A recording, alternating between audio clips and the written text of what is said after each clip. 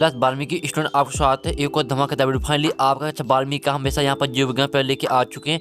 और स्टूडेंट आप यहाँ पर तो आधा 25 2 22 23 समाज 3 घंटे का आपके सामने एक बड़ा सा रेड बटन है। हाँ, है।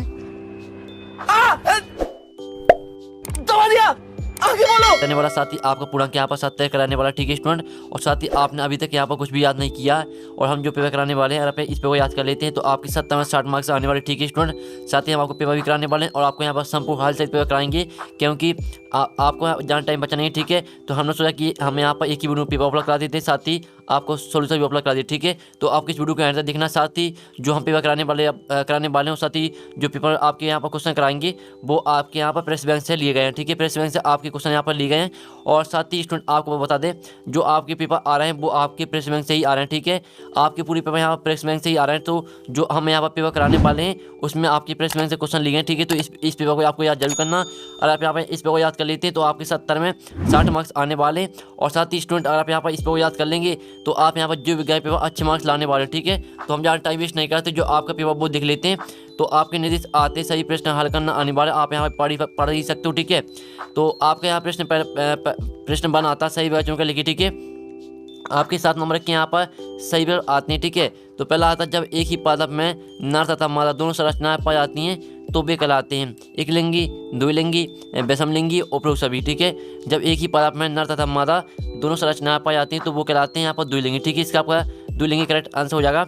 अब दूसरा देख लेते हैं, निम्नलिखित में से पुंकेसर का भाग है, ठीक है।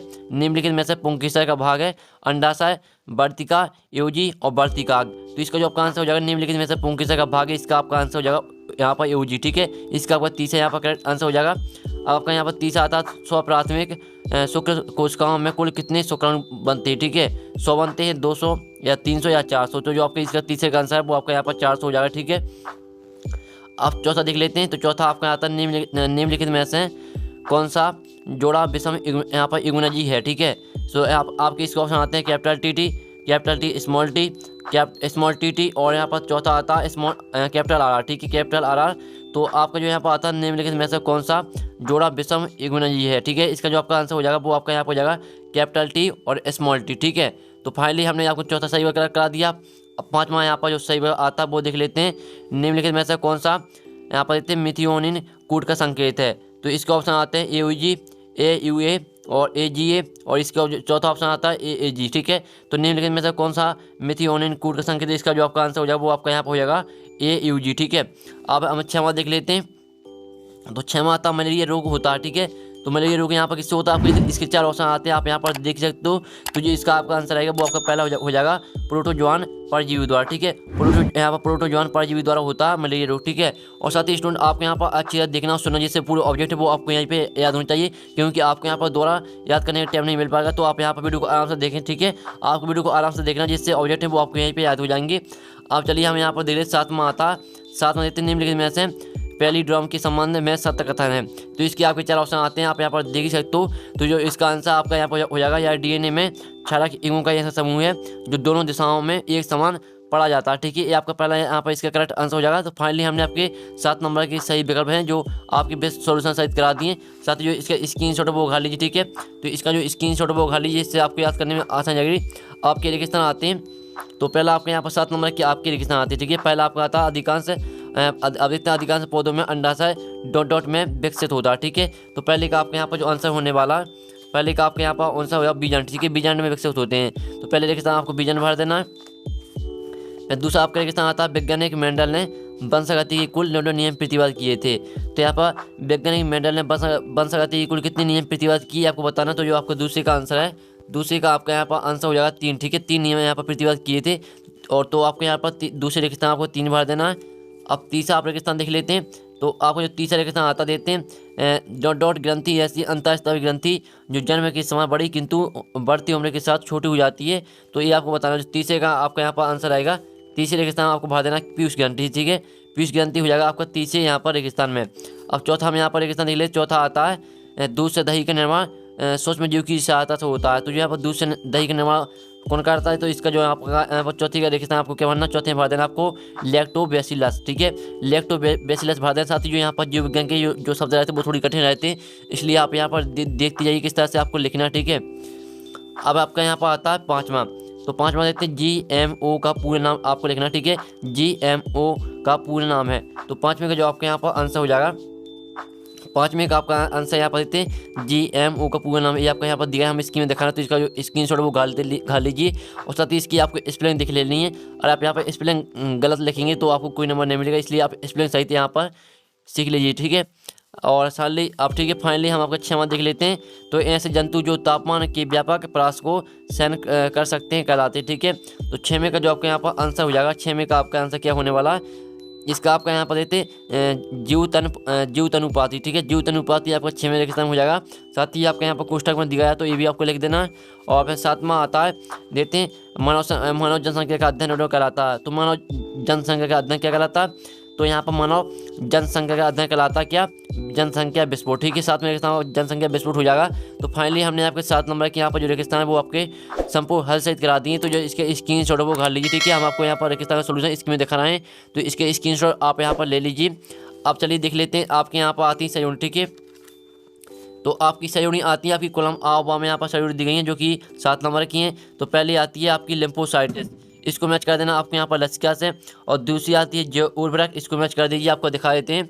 इस साइड आपके यहाँ पर इस साइड भी दी गई, तो जो आपके यहाँ पर दूसरी आती है, दूसरी से आपको मैच किससे करना है, जो दूसरी आपकी सहयोगी वो आपको मैच कर देनी यहाँ पर नॉन स्टॉक बा एनाबीना, ठीक है। इससे मैच आपको कर देना। आप चलिए हम यहाँ पर देख लेते हैं क्या, अब आपकी दूसरी यहाँ पर सहयोगी देख लेते हैं। दूसरी आपकी यहाँ पर आती है जैव उर्वरक, ठीक है।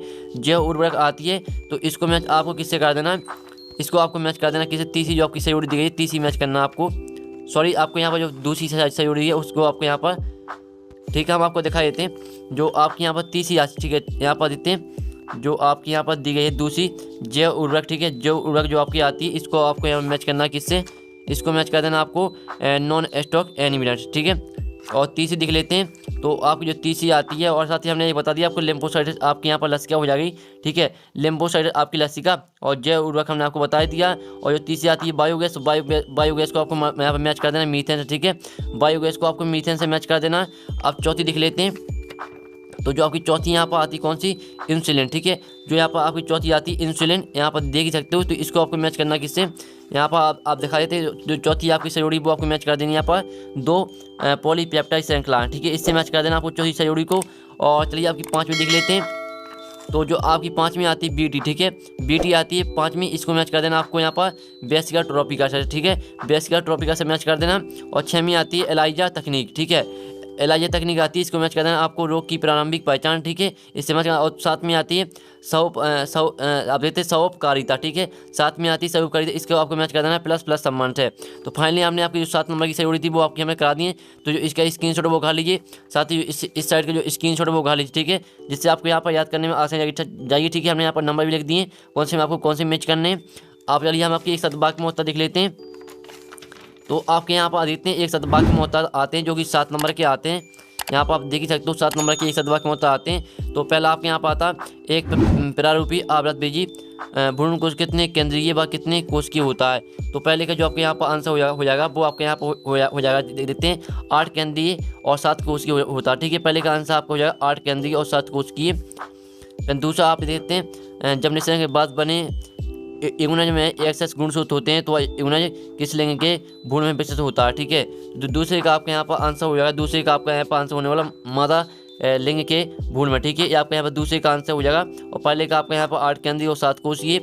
और फिर देख लेते हैं तीसरा, डाउन सिंड्रोम में किस नंबर के गुणसूत्र पर त्रिसूत्रता प्रदर्शित होती है, ठीक है। तो तीसरे का आपका यहाँ पर आंसर आएगा क्या, तीसरे का आपका यहाँ पर आंसर हो जाएगा 21वें गुणसूत्र, ठीक है। ये आपका तीसरे का आंसर हो जाएगा। चौथा देख लेते हैं, तो चौथा आता है नाभ की अम्ल RNA का पूरा नाम लिखिए। तो आपको यहाँ पर RNA का पूरा नाम लिखना है। तो जो इसका आपके यहाँ पर क्या हो जाएगा, RNA का पूरा नाम इसका आपके यहाँ पर हो जाएगा राइबो न्यूक्लिक एसिड, ठीक है। राइबो न्यूक्लिक एसिड साथ ही जो इसकी स्पेलिंग है वो देख लीजिए, जिससे आपको यहाँ पर याद करने में आसान है, ठीक है। और स्क्रीनशॉट आप यहाँ पर डाल दिए। अब पाँचवा देख लेते हैं। पाँचवा आता है जैव उर्वरक के रूप में प्रयोग किए जाने वाले एक साइनो बैक्टीरिया के नाम लिखिए, ठीक है। तो आपको साइनो बैक्टीरिया के नाम लिखना है। तो पाँचवें का जो आपका यहाँ पर आंसर है वो आपका यहाँ पर हो जाएगा राइजोबियम, ठीक है। राइजोबियम आपका पाँचवें का आंसर हो जाएगा। और चौथे का आंसर आपको हमने करा ही दिया। अब छवा देख लेते हैं। तो छवा आपके क्या आता है, कवक व उच्च श्रेणी के पादपों की जड़ों के बीच सहजीवी संबंध क्या कहलाता है। तो जो छवें का आपका यहाँ पर आंसर आपको दिखाई देते हैं। छवें का आपका यहाँ पर आंसर हो जाएगा साइबोजिता। ठीक है, साइबोजिता आपका 6वें का आंसर हो जाएगा। और 7वें का आंसर आप देखते हैं परितंत्र के प्रत्येक पोषक स्तर पर कितने पीरियड ऊर्जा का प्रवाह होता है। ठीक है, तो जो इसका आंसर है आपका क्या हो जाएगा, इसका आंसर आपका यहाँ पर हो जाएगा 10%। ठीक है, 10% आपके 7वें का आंसर हो जाएगा। तो फाइनली हमने एक साथ वाक्य में उत्तर करा दिए जो 7 नंबर के थे। तो जो इसका सोल्यूशन वो हम आपको स्क्रीन में दिखाना, तो स्क्रीन शॉट कर लीजिए। साथ ही इधर आपका यहाँ पर रेगिस्तान है सोल्यूशन, तो इसका आप स्क्रीन शॉट कर लीजिए। ठीक है, अब चलिए आपके देख लेते हैं क्या आपने पूरी ऑब्जेक्ट करा दी है। आपके यहाँ पर संपूर्ण हल सहित की पूरी ऑब्जेक्ट करा दी है। अब आपके प्रश्न आते हैं, तो प्रश्न का भी सोल्यूशन हम देखेंगे। ठीक है, आपको क्वेश्चन कराएंगे और प्रश्न का सोल्यूशन भी देखेंगे। तो 5वां आता अलिंगी व अलिंगी जन्म में कोई दो अंतर लिखी, 2 नंबर का क्वेश्चन है। इसका तो आप देख ही सकते हो, निश्चय का संक्षिप्त अर्थ स्पष्ट कीजिए। और साथ ही जो क्वेश्चन है पहले आप क्वेश्चन देख लीजिए, इससे आपको कोई क्वेश्चन ना छूट जाए। फिर आंसर हम देख लेंगे। और 6वां आता बहुमूर्ता को परिभाषित कीजिए, अथवा आता स्वपरागण और पर परागण कोई दो अंतर लिखिए। ठीक है, और फिर आपका आता 7वां अपरा के 2 काल लिखिए। और आपके यहाँ पर अथवा आता टेस्ट टू बेबी क्या है। तो आपके यहाँ पर 2 नंबर के क्वेश्चन यहाँ पर चल रहे हैं। ठीक है, फिर आपके यहाँ जो 8वां क्वेश्चन आता है मेंडल के प्रभाविता के नियम को परिभाषित कीजिए। ठीक है, अथवा आता संलग्नता किसे कहते हैं, आप यहाँ पर देख ही सकते हो। फिर 9वां क्वेश्चन आता अनुलेखन को परिभाषित कीजिए, अथवा आता कोडन किसे कहते हैं। सभी क्वेश्चन को आपको यहाँ पर जो स्क्रीनशॉट है वो डालते जाएं, जिससे आपको क्वेश्चन देखने में साथ ही याद करने में आसानी जाएगी। ठीक है, और 10वां आता है मेटास्टेसिस को परिभाषित कीजिए, और इसका अथवा आता है एल्कोहल की कोई 2 कुप्रभाव लिखिए। तो हमने 10वां क्वेश्चन भी करा दिया, तो आपने स्क्रीनशॉट घाल लिया होगा, नहीं तो अपनी कॉपी नोट कर लीजिए। और फिर 11वां क्वेश्चन आता है मनुष्य में विषाणु जनित 2 रोगों के नाम लिखिए। फिर आप इसका अथवा देते हैं औषधि विषाणु किसे कहते हैं, आप यहाँ पर देख सकते हो। फिर 12वां क्वेश्चन देख लीजिए। फिर आपका 13वां क्वेश्चन आता है शुक्राणु जन्म व अंडा जन्म में कोई 3 अंतर लिखिए। और इसका अथवा आता है GIFT MT व IOD तथा शब्द विस्तार लिखिए। ठीक है, इनका आपको फुल फॉर्म लिखना है। ठीक है, और 14वां क्वेश्चन देते हैं मनुष्य में हीमोफीलिया रोग का कारण व प्रभाव लिखिए। 3वां क्वेश्चन है, साथ ही जो आपका 3वां क्वेश्चन था, यहाँ से आपके 3वां क्वेश्चन स्टार्ट होते हैं, तो इन्हें आपको अच्छे से देखना है, साथ ही इन्हें आपको छोड़ना नहीं है। और फिर आपके यहाँ पर आता है 14वां। ठीक है, मनुष्य में हीमोफीलिया रोग का कारण का प्रभाव लिखिए। इसका अथवा DNA अनुच्छापन क्या, इसकी उपयोगिता लिखिए। फिर आपका आता 15वां क्वेश्चन एंटोफेरोन को परिभाषित करते हुए इसके 2 काल लिखिए। आपका 3वां क्वेश्चन है, तो यहाँ से आपके 3 नंबर और 4 नंबर 5 नंबर क्वेश्चन आने वाले हैं। तो यहाँ से आपको वीडियो पूरा अच्छे आराम से देखना, क्योंकि यही क्वेश्चन आपके पास आने वाले। 15वां आता है एंटोफेरोन को परिभाषित करते हुए इसके 2 काल लिखिए, अथवा आता प्रतिजीवी को कोई 3 अक्षर लिखिए। ठीक है, तो हमने 15वां क्वेश्चन करा दिया। अब जो इस पेज का जो स्क्रीनशॉट है वो घाल लीजिए। ठीक है, पूरे क्वेश्चन आपके हम दिखा रहे हैं। अब चलिए 16वां क्वेश्चन देख लेते हैं। तो 16वां क्वेश्चन आता है जन्म दर मृत्यु दर लिंग अनुपात को परिभाषित की। 3वां क्वेश्चन है, अथवा आता समस्यापन को उदाहरण सहित परिभाषित कीजिए। 7वां आता DNA के वर्षण क्रिया मॉडल का सचित वर्णन कीजिए। इसका अथवा देख लीजिए। और 18वां क्वेश्चन आप यहाँ पर देख लीजिए। 19वां क्वेश्चन देख लीजिए। ठीक है, तो फाइनली हमने पूरा पेपर करा दिया। आप इसके जो स्क्रीनशॉट वो घाल लीजिए।